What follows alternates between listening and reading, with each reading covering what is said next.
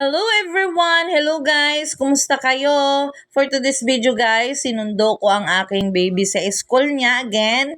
And then guys, ako'y napaaga talaga ng sundo dahil ay maglalaro na naman yan. Gustong gusto niya guys na matagal ako magsundo sa kanya kasi may time pa siya makapaglaro. So yan guys, hindi ko na siya pinaglaro dahil may test na sila sa sunod na araw. Pero humihiling pa rin at 5 minutes lang daw sila mag-play ng kanyang mga kaklase. So yun naman guys ay pinagbigyan ko kasi minsan lang maging bata. Oo, ganyan naman ako din nung ako'y bata pa noon. Ay talagang walang sawa sa kakalaro. Man talaga guys ay hindi masaya ang ating pagiging bata kung hindi tayo nagdaan sa mga ganyan. Oo, yan guys, kasi minsan lang talaga maging bata. Kung pwede lang ulit natin balik yung ating mga pagkabata ay maglaro na lang tayo at walang iisiping problema. At yan, nagpabili ng palamig at cheers daw sila ng kanyang kakasi na si Bryce. Oo. Yan, cheers!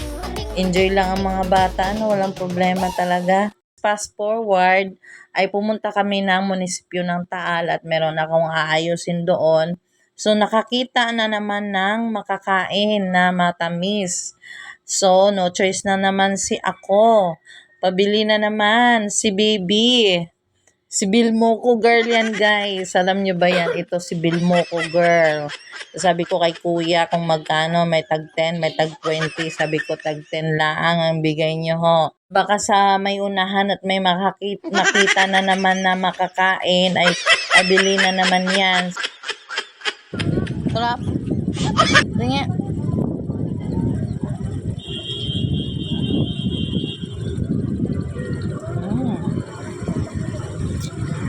Sarap. Isa pa.